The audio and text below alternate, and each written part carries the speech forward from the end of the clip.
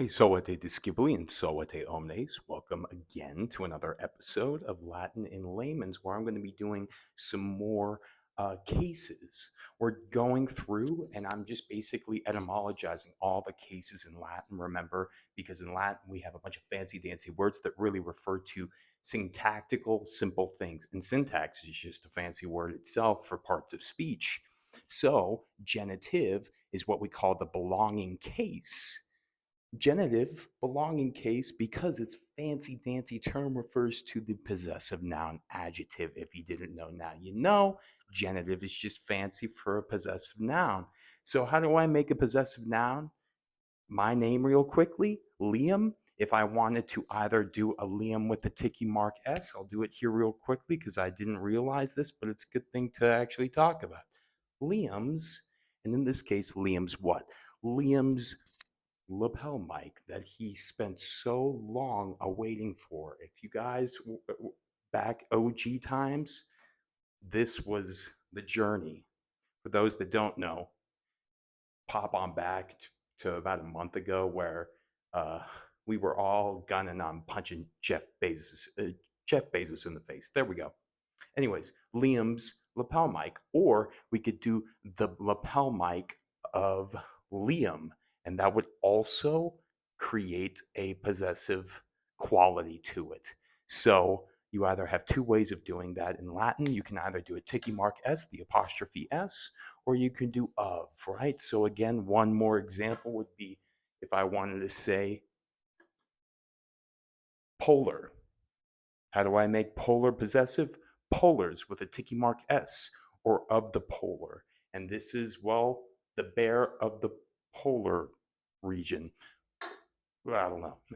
That was a one off. Anyways, there's that. Before we dive on into it real quickly, would love your support hopping on over to Latin and Layman, Spotify, Apple Podcasts, wherever you find your podcast.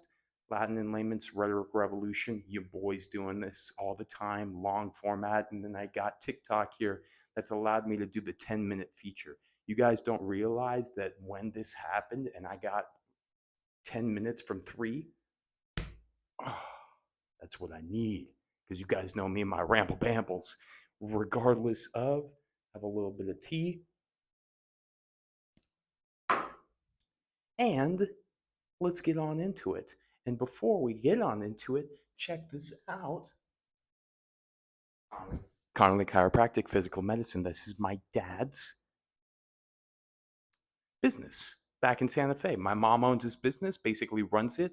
And then my dad's just, seeing all the patients and everything like that. So that's why I have such a physical therapy background. That's why I have a love of anatomy and physiology and all that stuff, is because dad helped me out a lot and given me that love for it. And I love holistic medicine because I think that now um, we have come to understand that medicine cannot be treated in isolation. Western medicine is really great for acute things like breaking your arm or having an acute infection or something like that. But really dealing with chronic illnesses, I think Ayurvedic medicine, all those other ones way back, dealing with all the other factors rather than just the isolated thing that the Western medicine tends to do, because we kind of treat it like a machine. Think about it: gaskets, valves in our heart, and everything like that. We almost kind of like mechanize the human body as well as the hospital system. Anyways, I'm rambling. Shut up, Liam. Okay,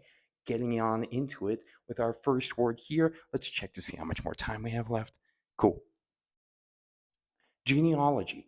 Gens gentes refers to type, class, clan, or sometimes race in this case. And then ology, well, that it doesn't go genealogy, it's a, that's just assimilation there, I guess. The study of a class, a study of a type, a study of a clan. What is a genealogy? It's a 23andMe, or whatever, ancestry.com you might hit up. It's also where we get genocide, which is actually kind of a negative, sorry, Debbie Downer topic here, but you know what? It's something that we ought to know. And it comes from the Latin gens gentes, which means type, class, or clan.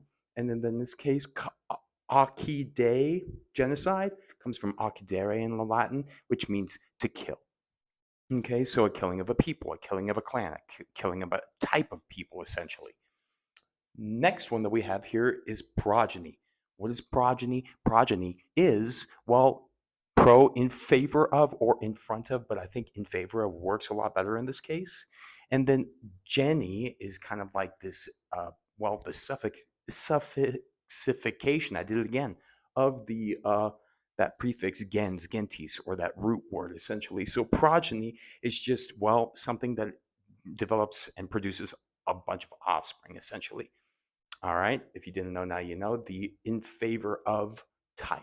All right. That gets produced into the world, right? Progeny. Now we have hetero, homo, and autogenous. Heterogeneous, homogeneous, or homogeneous, or autogenous. All right. Hetero means different. This is producing different types or having different types or kinds really intermingled in it, right? Heterogeneity is something that has a lot of different things that are working around.